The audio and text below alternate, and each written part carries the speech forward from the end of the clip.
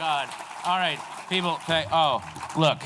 I'm sorry. I took a traffic gamble tonight. I lost so horribly. I made the dumbest decision leaving Silver Lake. There was a hipster spill on Rowena, and there was flannel everywhere, and I've never seen paramedics rolling their eyes like that. Like, these people still listen to the White Stripes. It was horrible. So thank you for being patient, and thank you, Claudia, for the intro. I'm going to bring out our panel really, really quickly, but I just want to say that I was very flattered to get asked to do this. I don't really follow comic books. If you know anything about me, you know, it's all just mixed martial arts and tanning. That's what I do. But I say, you know what, I'll just roll the dice and maybe learn something new. And especially the 75 years of DC Comics, my goodness, all the characters they've brought us, like Flying Man and Mr. Bat Guy. So I'm now gonna, I just realized I could have sat in that chair and talked into that mic. So I'm gonna ladies and gentlemen, applaud while I walk over to my chair. Please. By the way, if anyone, I know that a lot of you probably had tickets to go see the midnight screening of Yogi Bear, and if I've messed up those plans by being late, I will refund you. All right, so we're gonna, oh my God, this book, a great airplane read. If you are traveling this Christmas, just tuck this in your carry-on and just, you know, try to get a center seat and buy the two ones on either side. And enjoy this one. Oh my God. And if you have any stubborn bed bugs, boom, how you doing? Yes. And you can also hollow this out to hide guns or actor Justin Long. Why not? So, oh God, I need my water. All right, so let's bring out our panel. I'm gonna go. Not only is Paul Levitz the guy who put together this book and wrote it here, but two amazing comics professionals who actually, as we'll see when I talk to them, and I'm going to be amazing tonight. So get your Twitter feeds open.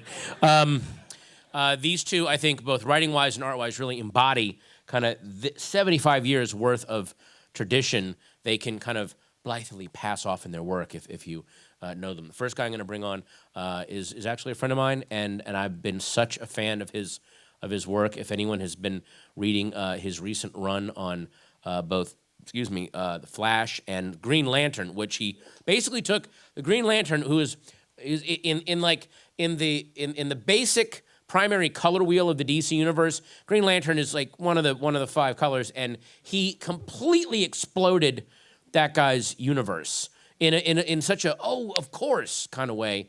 I don't want to spoil it. If you're reading the books, you know what I'm talking about. If not, go get them. There's a whole arc called Darkest Night, and has now gone into Brightest Day, and it's brilliant. And he has way too many other credits for me to roll off here, but he's one of my favorites. Ladies and gentlemen, Mr. Geoff Johns. Geoff Johns coming out here. Geoff, yes, look at him. Yeah, sit right there, on the far end. Geoff Johns. There you go. How you feeling? Great. Good. All right. Why am I eating up time? All right. Our second guest is a artist. One of the he is not a friend of mine, but I am a fan of his. This guy, I can't even. Where would you even start on this guy's credits? Wildcats. No, X-Men. Wildcats, X-Men. An amazing run on Superman, Batman. No, on Batman. Superman and Batman. Yeah. Yeah. Was it called Superman and Batman? There was Superman and there was Batman. The Batman run was amazing. The Hush Batman. Oh my God. Amazing. Yeah, that was incredible. Let's give us like 20 minutes to talk about this. So also, remember the one where he's fighting Killer Croc and the guy. All right, ladies and gentlemen, again, I too many credits to roll off, but the amazing Jim Lee. Jim Lee, ladies and gentlemen.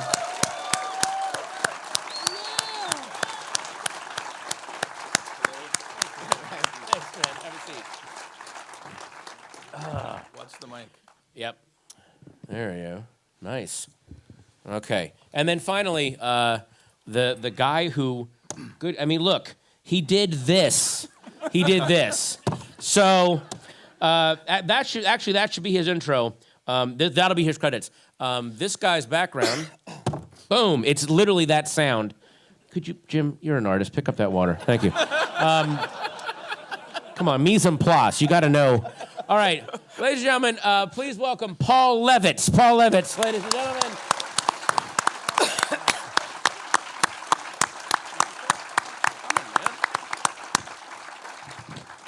All right, so I'm going to start with Paul, and then I'm going to use these guys as sidebars when you talk about some of the writing and the characters and the art and stuff like that.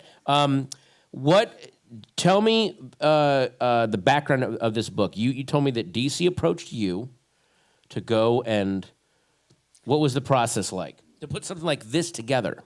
When DC's 75th anniversary was coming up, the company said, how are we going to celebrate?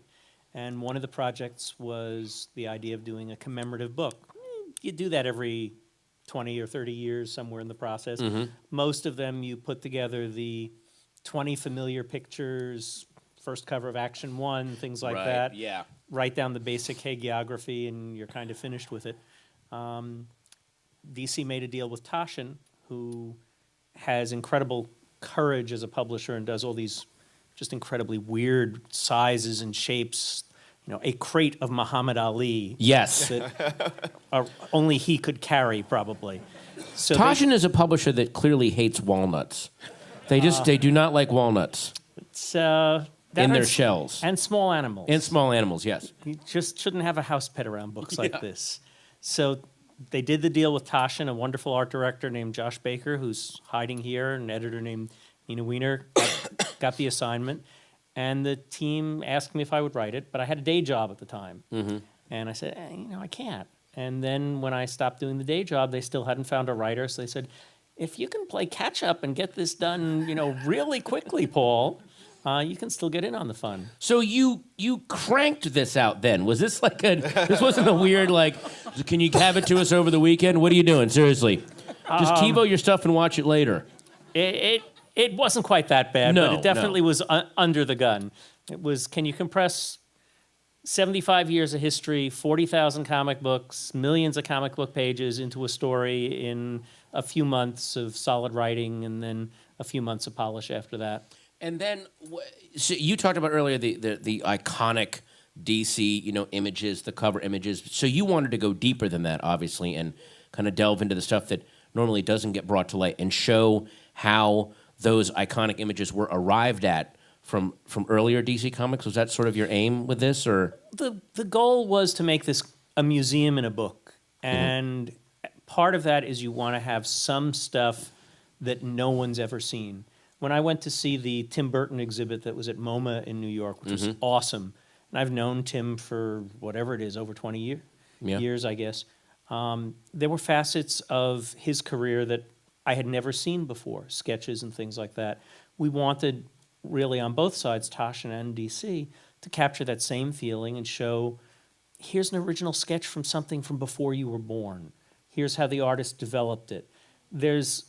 When you look at an original page of Dark Knight, in the original black and white, and you see Frank's work, the pencil's still there in the background, Klaus's inks over it, probably everyone in this room has pored over that book at some point, fallen in love with it, but there's only 2 or 3 people in this room who ever had a chance to see those original black and whites before the color went on, see how it evolves.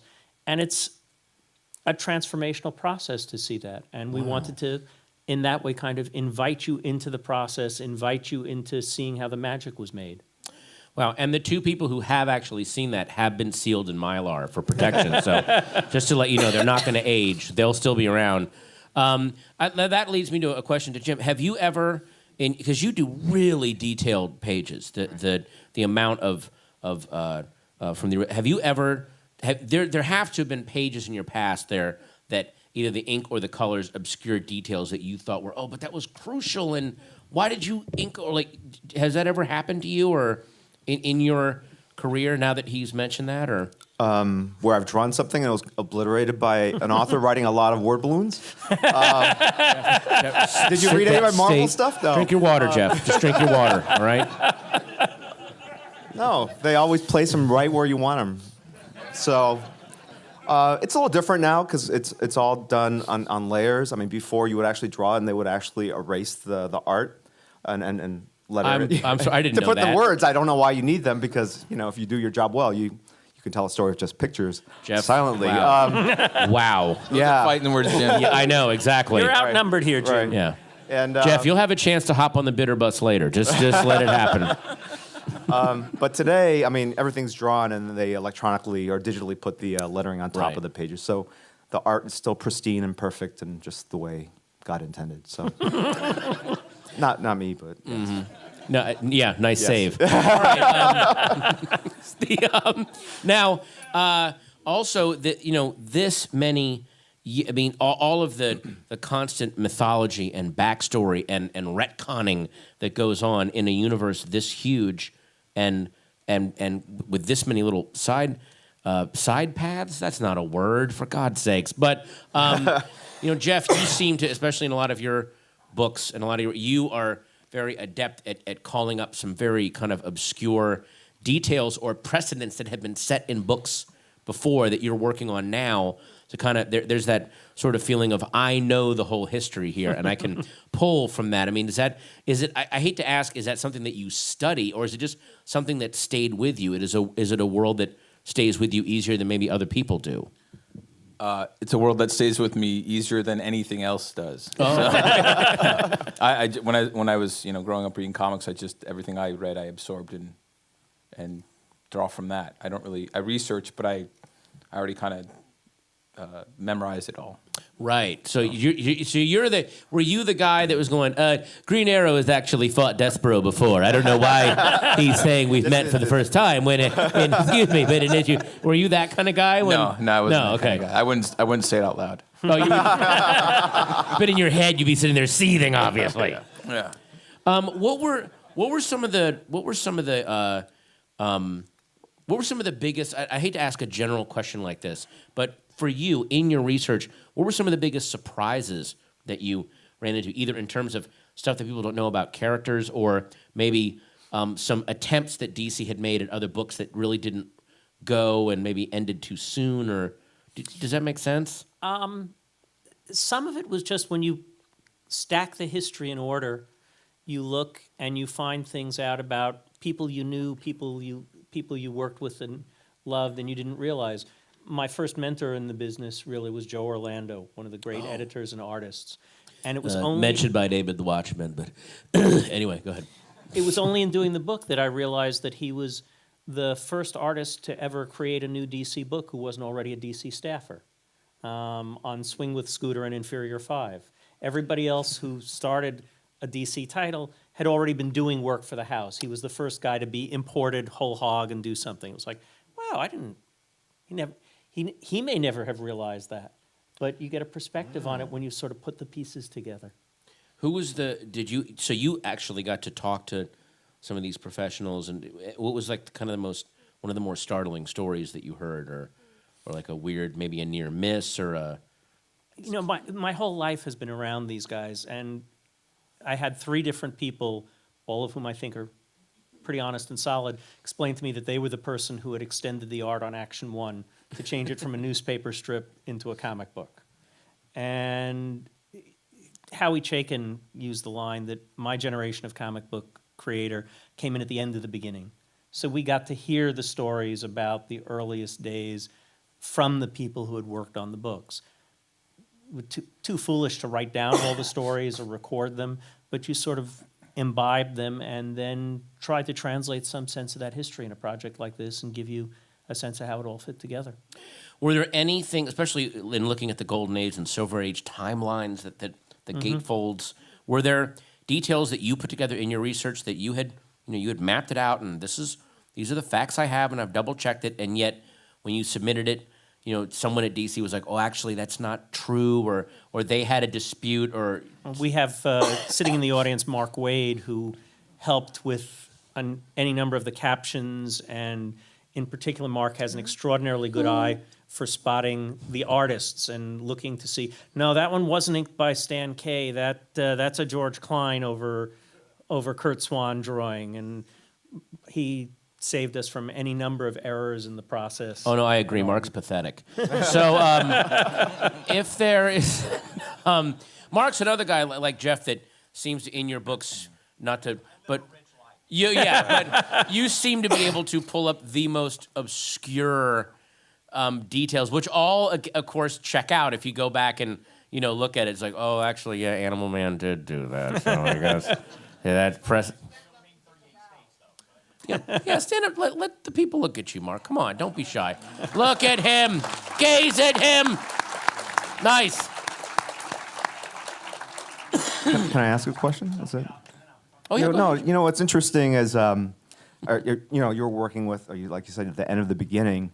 I mean, back then, from what I understand, I mean, they really just did things kind of willy-nilly. Like they said, hey, gorillas are popular, so let's just put gorillas on the cover and come up with stories afterwards. And then you get cut forward to Geoff Johns and all these completionists and people that know everything about comics and arguing about, well, this character can't punch this guy with his right hand, he's left-handed, that kind of thing. Mm-hmm. When did it move from being something that was just kind of, to give an art example, Vinnie Coletta, when he worked at Marvel, if he had a deadline, he would literally draw, like people on a beach, all these characters that the penciler put in, I heard that he would just draw a huge beach ball in the foreground and just obliterate half the panel and just finish it. And that was the thinking back then. It's just like, it has to get done. This is something that entertains kids and you push Vinny it did out. that at DC too. Right. Okay, right. Wonderfully see talented beach balls, man. right. So, and I love his work. And so to me, it just seemed like it went from this period where people really just, put Batman on the moon, that's cool, to the point where now it's like, oh, Batman would never, leave Gotham City, So. I think it's really the 70s generation in comics, because you have the first generation really of writers and editors coming into the field who had grown up as comic book fans, and they felt it was important to pull the stuff together. And there were guys like Mark Grunwald over at Marvel, who unfortunately passed away too young, who really codified lots of the things and put the logic together. Because absolutely, what you're talking about, the first generation guys, they're just telling stories, and they didn't remember from month to month what they did. Kanigher did the origin of Wonder Woman twice in 4 issues, and neither one had any resemblance to each other. Wonderful writer, did brilliant things, but the assumption was that comics were for kids, and it was a casual purchase, and nobody would buy 2 issues in a row, so you didn't have to worry about that. And then suddenly a bunch of us showed up, and we cared about these things desperately. It all had to fit together, and no, in issue 79.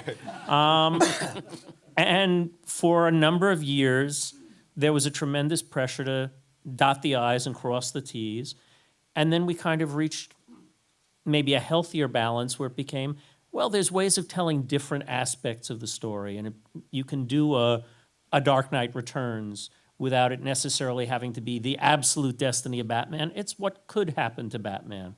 And that became more liberating in the 1980s, and you had a broader range of story. And there's always a creative tension. You want, and I think all of the writers and artists share this, you want to preserve the magic that is the essential of the character, but you want to do something that's new and fresh and what you're adding to it. And that's impossible to express scientifically, but you know it when it's working.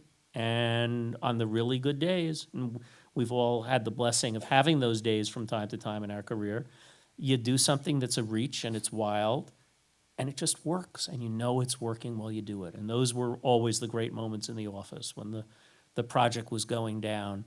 We have a couple of the editors of Watchmen sitting in the room, and both of them, Barbara Kiesel and Len Wein, both of them would run down the hall with pages of Watchmen every time a package would come in from Dave Gibbons, because you just knew something was going on here. And those are the great moments along the way when you're breaking the rules and you're making new rules in the process.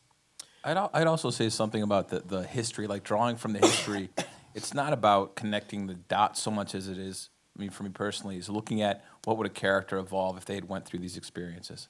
Like, so looking at Hal Jordan, what he would, if he actually went through all these experiences, where would his journey go next? How would you evolve that character arc? Intergalactic mass murderer. How do you get out of that? That's where everybody's heading. Come on, don't be too harsh on him. Let me ask the 2 youngsters a quick question because you've just got a few weeks left. But these two, Thanks. I've seen the X-rays people. As he knows, he's cool. What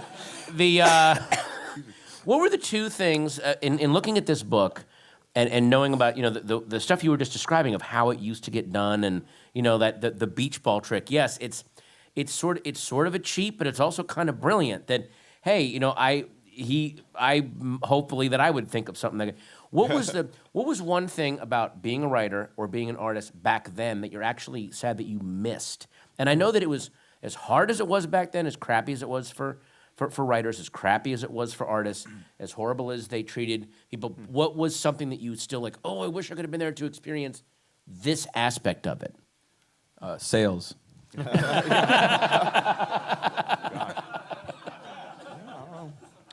Like, Jim, would you ever have liked to actually been in an office at the big slanted table with everyone else around you and you're all... We were with just my necktie. Yeah, we were and- just talking about like yeah. my pipe. I mean, Yeah. the pictures, I love them. They're all like dressed to work at Wall Street. Yeah, Going yeah. in, drawing funny books. So. It was like Mad Men, but they were drawing Flash. Yeah, exactly.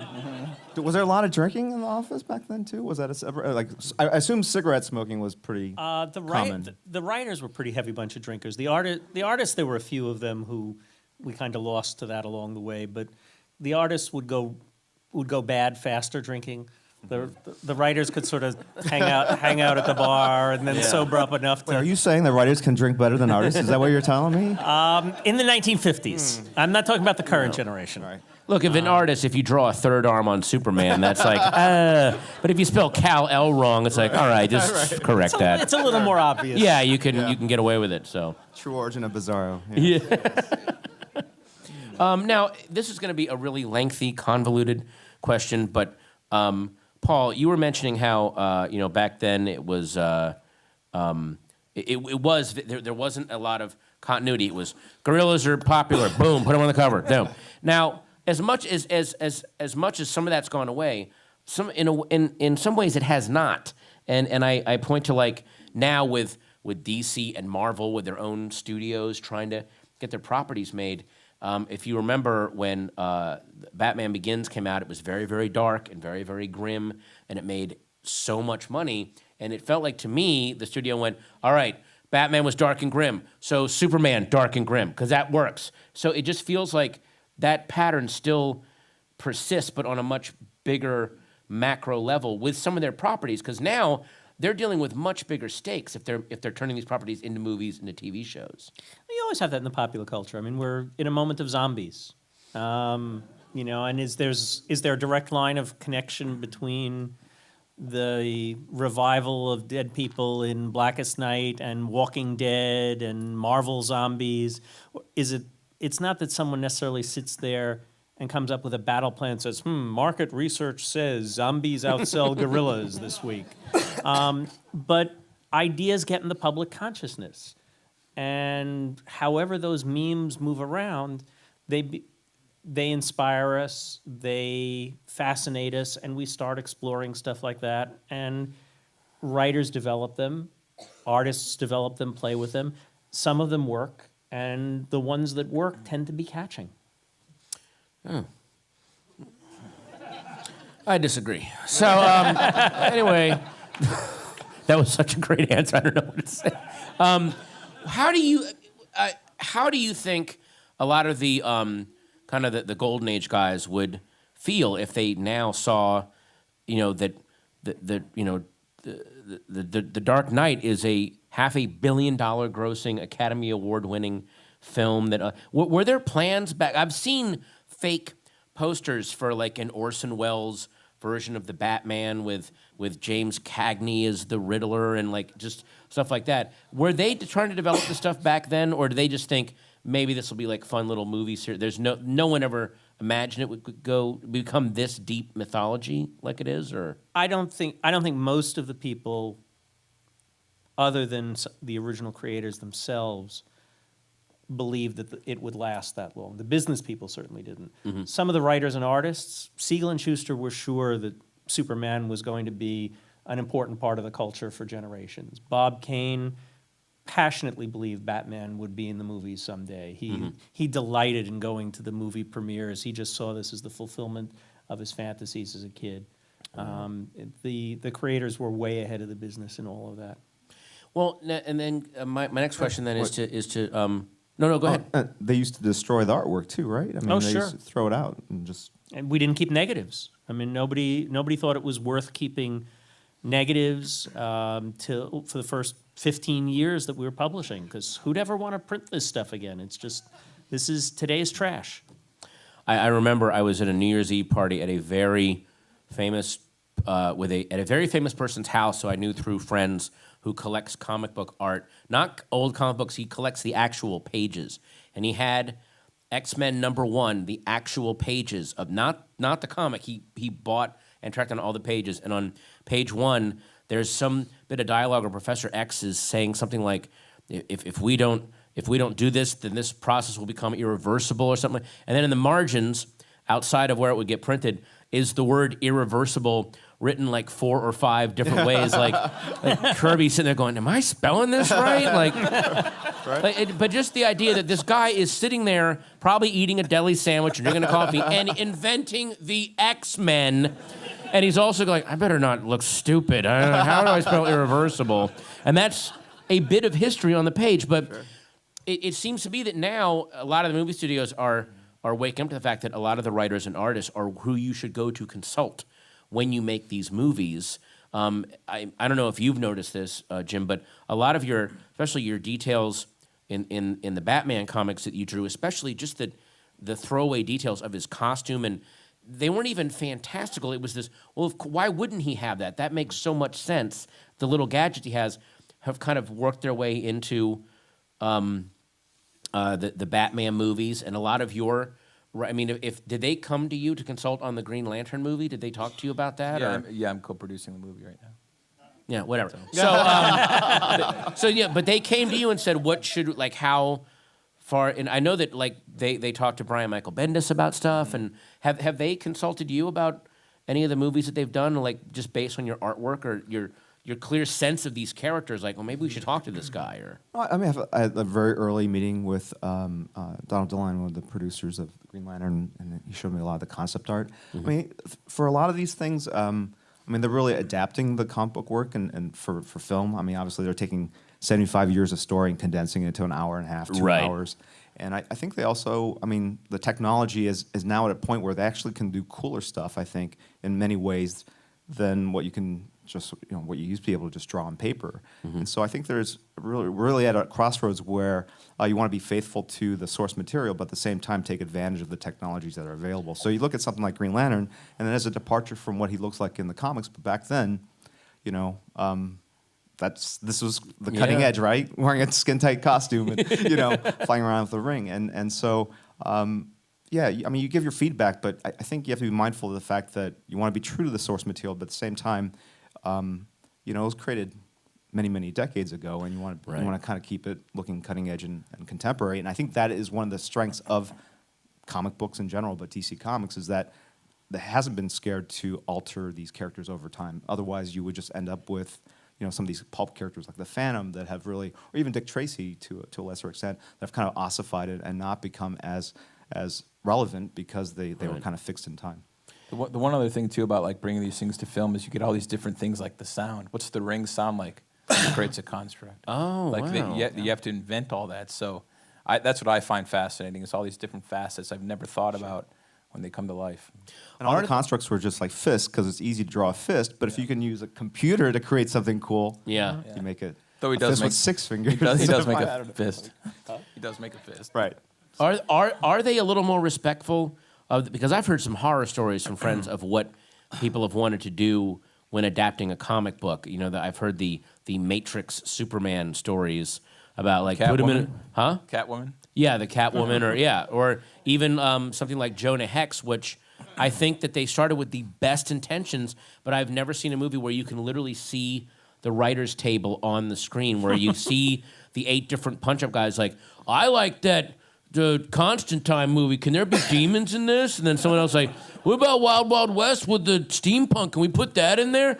And nobody said no to anything, so it's all in this movie. So are they a little more wise, or is there still those mistakes being made? I think they're starting to understand that the reason that Marvel's had a lot of success too in Dark Knight that the reason these characters have survived for decades is because they have something, and you have to remember what that something is. Yeah. You know, it's not because it's just in the comic books, it's because it's resonating with people and readers and fans, and so they understand that. It is also, I mean, did you talk a little bit about the rivalry between DC and Marvel and how they both kind of inspired and kind of tripped each other up a little bit in the back and forth, where one would do something that was really sexual, and then the next summer the other one would try to do their version of it, and and now it's happening on the scale of movies with, at least I think Marvel Studios is building their mythology for the upcoming Avengers movie.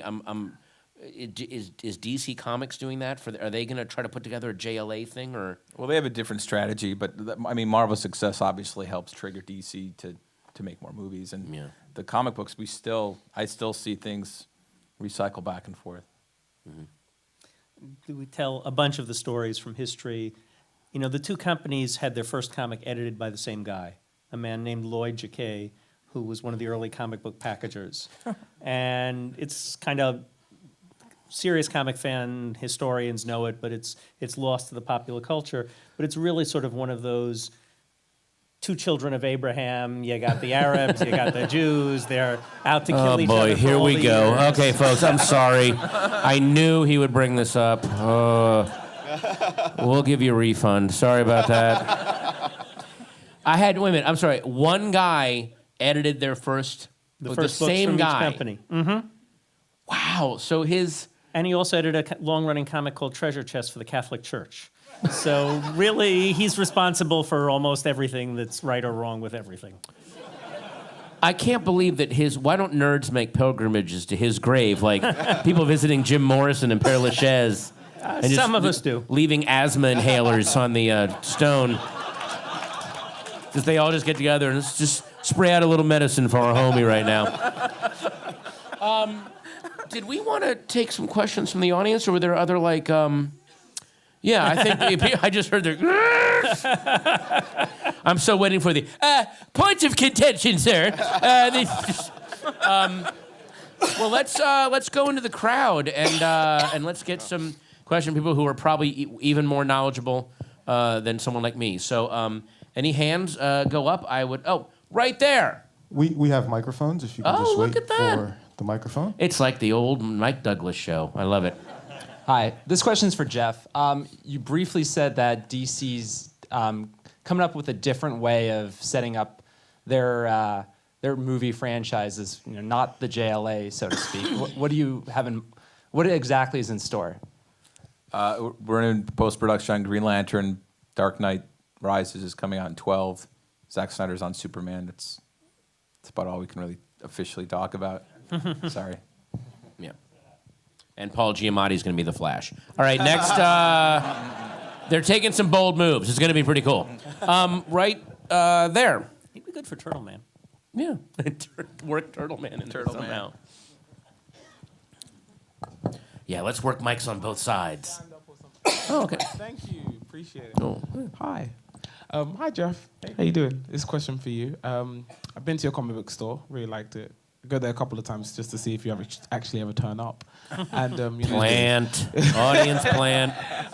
Where would that comic store be? well, yeah, it's no, isn't it technically Northridge? Yeah, Northridge. You go up to Reseda and Devonshire. Oh, thanks, Ben. Yeah. And I hear there's like a lot of available parking and yeah, really there friendly is. There's a staff. 99-cent store right by an and IHOP. everything, and Yeah, I mean, so, I'm just here. It's the place to go for your new CSUN comics every is Wednesday. nearby if you're a student, so you Yeah. know the rival school to Yeah, UCLA. you know. So go ahead. Anyway, my name is Lex, by the way. Nice to meet you. And yeah. Lex, perfect. Yeah, I know, right? I wanted to ask a question about because I don't know how true Wikipedia is, but Very true. Yeah, I don't think there's Please ever been a stop, false please thing on stop, Wikipedia please. ever. please. The Dakota Universe. How is that going along? And I know you're going to be releasing. Well, I don't know. It wasn't you, but I know it was another writer who worked on Static becoming part of the Teen Titans, which will be released in 2011. So is he going to become more mainstream in the Dakota Universe? Because right now I have the encyclopedia of the DC comic book characters over like the history of time, and he's not even in it. So I'm not saying like I'm a huge fan, but I am. I love how Lex has 10 of these books in his head right now. Something like that. Yeah, Yeah. Jim's actually the co-publisher. They're publishing a static book next year, but I don't really have much to do with publishing. Oh, really? As far as that goes. Could you really give me any details? That's that. I think there's some use of those characters, but I mean, Static's getting his own monthly book next year. Yeah, I heard that. All right. Yeah. That was about it. That's all the questions I had. Thank you. Oh, thank you. I wish Lex had steepled his fingers when he asked this question. That would have been so perfect. Next time I shall. Way in the back. I'm sorry to give you a workout there, but way in the back. Yeah. I'm going to zing around the room. I'm kind of reminded of when Harlan Ellison talked about trying to write the first Star Trek script, and they kept coming up with ideas, and the studio kept saying bigger, and they came with another script and bigger, and they finally destroyed the whole universe, and the studio naturally said bigger. We've seen comics go from the superheroes fighting average little gangsters on the street to these cosmic stories that are getting bigger and bigger, universes destroyed, universes recreating. Is there any feel at the publishing houses for bringing it back down to the street human level?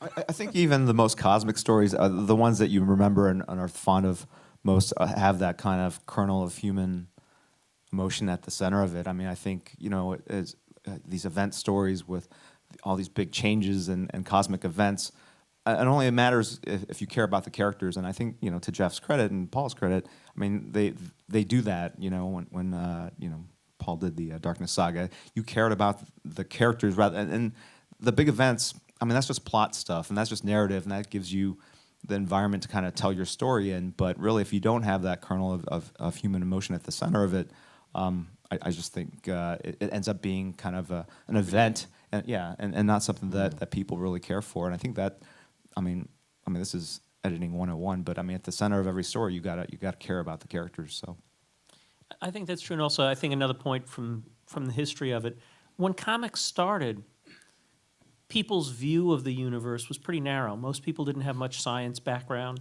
It wasn't taught a lot in schools. Science fiction was a kind of cult thing. You're in a world now where Scientific American runs cover stories on parallel worlds and picks up art from the old JLA, JSA team-ups and does it as a painting. The public knowledge of cosmic phenomena is much bigger than it used to be. So you can play on a bigger scale after all the Star Wars movies and the Star Trek movies and everything that's helped establish that, as well as what's been done in the comics. So you can blow more planets up, which can be a lot of fun. I never thought of it that way. Yeah, that is a human level thing, is something on a cosmic scale. Is something that humans deal with at street level. Walk around thinking about that. So, all right. Next question right there. There we go. Hello. I was actually wondering, Paul, what were the things you were most disappointed would not fit in the book? Like, if you could publish the 10 pages that you really wish had gone in there, what would be on there? Wow. I don't think there's 10 pages. I think there's probably 1,000. I had So in that case, when is volume 2 coming out? I had 3/4 of a word per issue that DC's published to work with. So an awful lot more didn't get in than did. I didn't have much of an opportunity to talk about the ancillary things like the animated universe that's been built up over the years. The guys just did such a phenomenal job with that. I didn't have a lot of time to talk about particularly the most recent generations of creative people. One of the things that I look back at the book as a finished thing and kind of kick myself on, we don't delineate the moment when we started having artists and writers from overseas in not as cheap labor, but as we want the best people from all over the world. That's, I think, one of the most wonderful changes in comics in my working lifetime. When I came in, you had to be within about 50 miles of New York or be Jack Kirby. That was basically the rule. Now, with the internet, I open my email in the morning and I've got fresh pages to dialogue from an artist in Turkey, an artist in Brazil, an artist in Spain. And these guys aren't working like the old Philippine studio did just because we can screw them. But because they're the best people in the entire world. And that makes the material so much richer. And I didn't get a chance to explore that fully. I'm sorry, but will there be another book? Maybe. Like, I mean, I know that's a weird question now, but I never thought of that. Are they thinking of doing another one of these, or I don't think there'll be another book that size. no? But I'll probably write some more stuff about comics along the way. the Kindle weighs 80 pounds for this book. It's crazy. The Kindle version is 80 pounds. Over here. Oh, wow. Yeah, the dude with the big beard. Oh, okay. Oh, wow. But the mustache is so thick, it is literally casting a shadow on the rest of your face. That is how thick that mustache is. Wow. I transplanted it from my armpit. Oh, Lord. Sir, it's Christmas time, please. Just want to start off with that one. Do any of you own the first Superman? I have like 3 of them. All right. Good Lord, no. How's the pay in your business? I mean, you got the cheap shoes on. I'm just wondering if you really have a lot of money.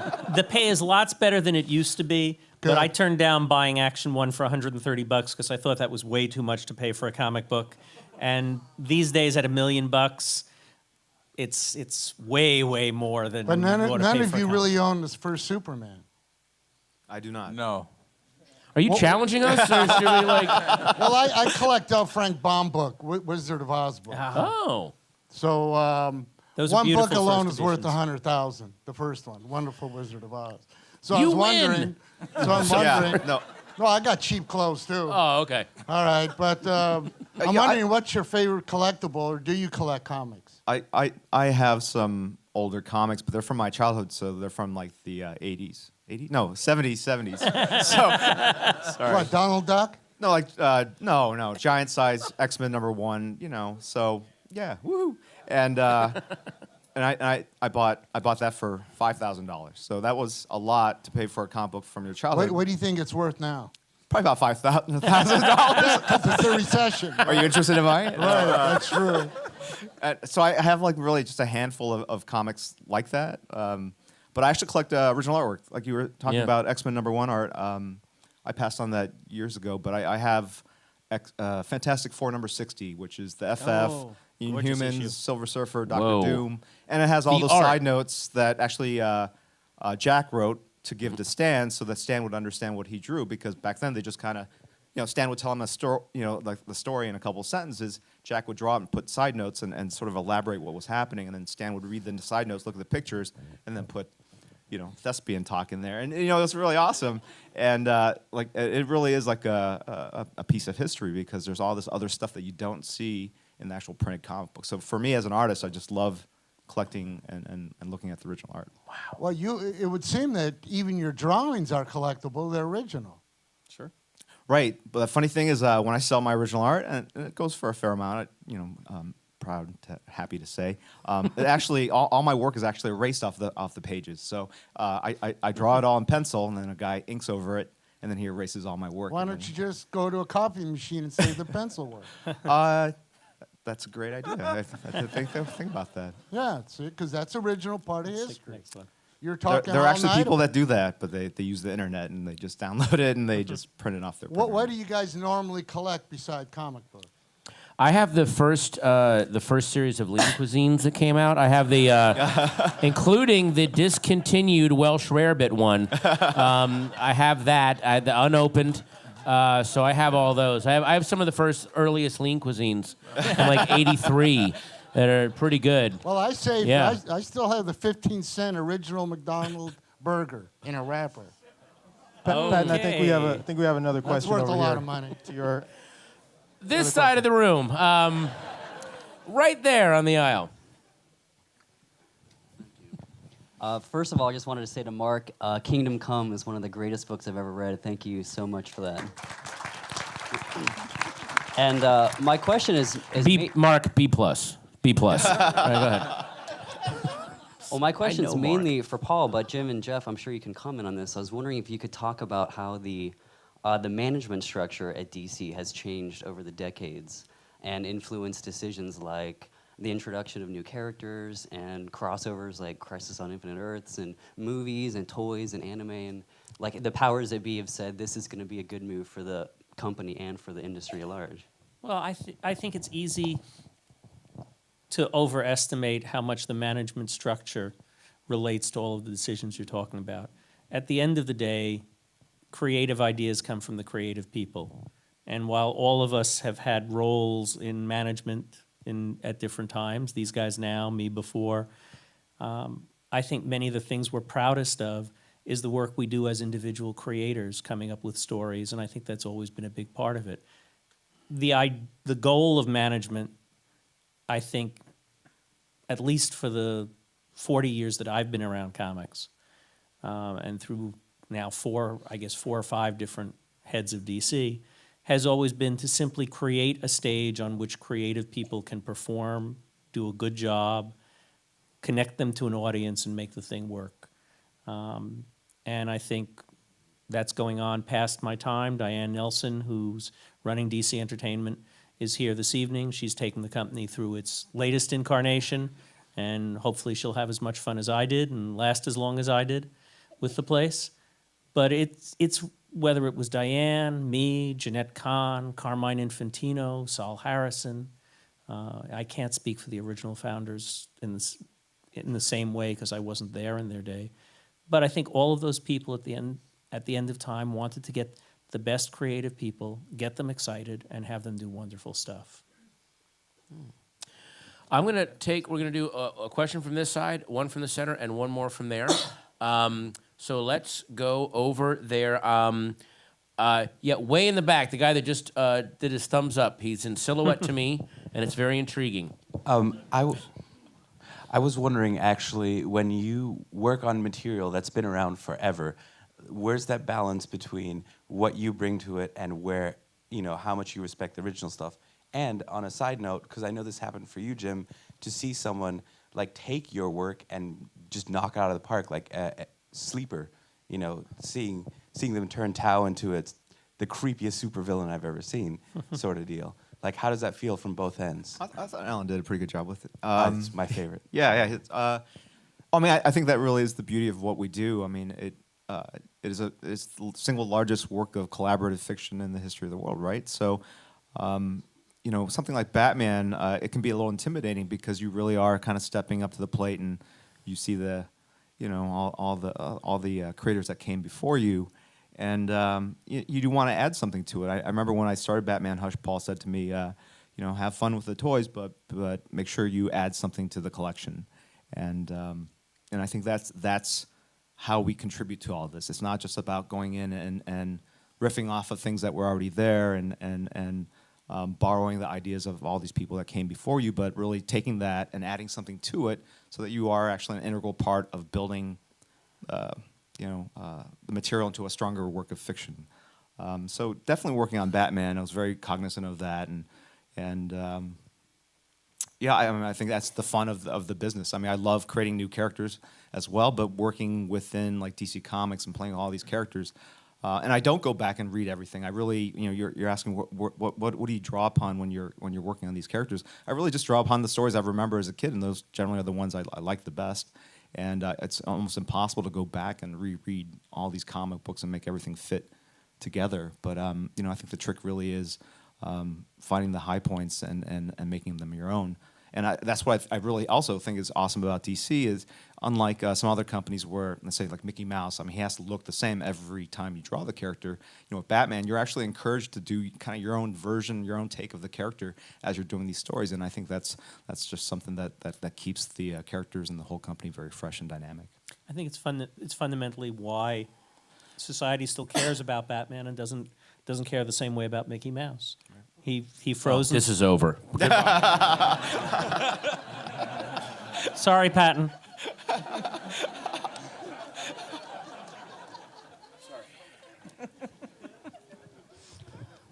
From the center of the room, right there. That guy has something to say. You, right there. Yeah, I got you. Here she comes with the speaking stick. All right. My question's for Jim and Geoff. Me and my friend Justin, we're kind of like amateur comic book artist and writer, and we're wondering what like some tips on like how to get into the biz and your experiences with it. Sure. So. Sure. I always tell everybody who wants to be a writer, just write. Like it's free. Everybody can do it. I meet so many people who want to be writers, and I ask them, well, have you written? And they said, no, not yet. And like it's like this is a true story. Like the first time I took the car out, my mom's car out of the driveway, I hit the tree at the end of the driveway, and the next time I didn't because I learned the mistake I made, which was turning too close. But as a writer too, you do the same thing. So the more you write, the more you know, and you get criticism and feedback, the more you realize, you know, what craft is. And there's books I can recommend personally that I think are a great grounding or starting point for writing. But the key is to write and draw. And you know, if you're in school, which you guys look like you are, take writing classes, take art classes, and you know, and draw from life rather than just comic books. Who's the writer? Who's the artist? Or do you guys do both? I'm the artist and he's the writer. It just seems to me, especially nowadays, with I hate to say that, but with the internet, but there is just no stopping anyone from getting their stuff out there to be seen anymore. Those days are gone. The days of I got to get through the door. The door is just permanently open, and I use a lot of like younger poster artists to promote my shows, and I just find them online, or they'll come up to me after the show. Like you just said, there's guys like, I want to do a poster for you. I want to be an artist. I'm like, well, where's your stuff? And they're like, I haven't done anything yet. I'm like, waiting to get paid for it. And then other guys are like, I have a website. Check out my stuff if you want to use me. And they've got, just post your stuff. I mean, especially now, it just seems to me a lot of the new upcoming artists and writers are all being discovered online, unless I'm wrong. But there's a lot of like web-based series that then turn into books because the word just gets out there. If you put it out there and it's good, trust me, the word will just get out there. People will find it. So start writing. There's no one stopping you anymore. And start drawing. Just put it on a website. It'll get found. If it's good, it'll get found. If it sucks, but if it's good, they'll find you. They'll find you and give you work. So, and really, I'm not in the business, so really take my word for it. I know and expound at length on this. I just, I tell jokes to drunks, but really, take my advice. Wait. Jim, I didn't get how you got into the business because yeah, or like, what he said.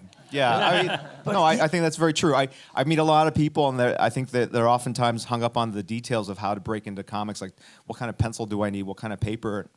I don't know, fucking use the paper you like. I mean, use the pencil you like. I mean, just don't be held back by that knowledge. I mean, I remember when I first started drawing, I obsessed about how thick the gutters should be between the panels, and I would be measuring them, in the comic books, and then going, all right, this is they've reduced it 64%, so then I gotta take this 7/8 of an inch. And what is that? Oh, fuck. And then I would spend days on this, and I realized, it doesn't matter. And I just do it. I basically don't even measure the stuff. You know what I'm saying? So you just there's something to be said for just creating and not worrying about that kind of material. I used to be held back by having the need for reference. Like if I had to draw a plane, I had to have a picture of a plane, and now I just kind of draw the plane from my memory and imagination, and hence weird planes. But anyway, so but there's a lot that you can do just using your brain and your own sort of innate passion and enthusiasm, and that's what I think you should do. And actually, and everyone works differently. I would say definitely draw from life, but there are definitely guys that are working in comics that kind of found their success through other means. So whatever gets you sitting at a table for 8 hours a day drawing, that's what's working, right? Look, maybe the most successful young creative person to come through something touching comics in the last batch of years is Jeff Kinney with Diary of a Wimpy Kid. And he was just throwing stuff up on a website, creating. An editor found him. The last print run of his last book was 6 million copies out the door.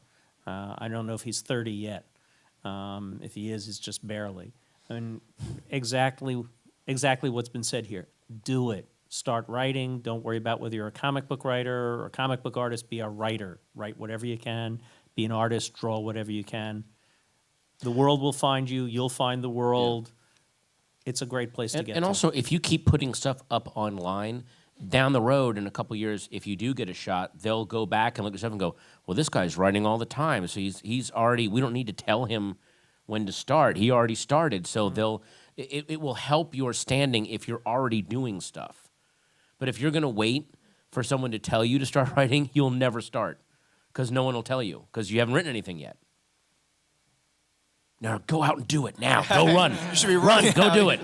Get a GeoCities page. Start writing. Last question. Way in the back up there with the hand up. Yeah, you. The description of this event talked about digital comics, and so I guess what is it that you guys wanted to say about digital comics and DC in the future and all that? That's the boss. Yeah, I think it's an exciting time. I mean, the last chapter is really about that kind of evolution. I mean, I know you talk about the MMO, the DC Universe online game, which is shipping early next year. 5 years in the making. I have to mention it. Come on, 5 years of my life. I can't say. Anyway, so it's early. Gosh, no, to me, this is a great example of something that would be a fantastic digital book. Or you're talking about additional chapters you should do as digital downloadable content where you buy the book and then you get additional chapters sent to you. I mean, I think that's the kind of melding of the traditional print, because you can't do this. You can't do this book justice in digital format. So to me, it's not about digital replacing print. It's really about print optimizing itself for what it does best, and digital doing that for its own format. But I would love to have a copy of this digitally, just so I could read it while I'm actually traveling, rather than being, suffocated by it in bed trying to turn the pages. So I'm a small guy. It's a heavy book. Proportionally, it's very, it's heavy. Anyway, so I think it's an exciting time in the business, and I think it's the drive towards the digital comics is actually going to it's going to push the print side to be more inventive and exciting. So I think there's going to be a lot of cool things coming out next year because of that. Paul, final words? It's been amazing to be part of this history for 4 decades. The fact that these characters are as important to the culture as they are today is a phenomenal thing. And it's really the result of all the creative people who poured their soul into it, dreaming from when they were kids. It's not a coincidence that the vast majority of these characters were created by people who were young and dreaming and sort of didn't know it was impossible. And somewhere out there's someone who's dreaming something up today that with a little bit of luck can be an important part of the culture for the next batch of decades. And it'll be fun to watch how that evolves too. Yeah, wow. All right, well, guys, another round of applause for Geoff Johns, Jim Lee, and especially Paul Levitz. Get this book. This book is amazing. And thank you all for your patience, for being so cool. I'm so sorry I was late. I got to run. The new Smart Choice frozen dinners are at the store. I got to get in line at the Gelson's. So thank you guys so much. Thank you, and happy holidays.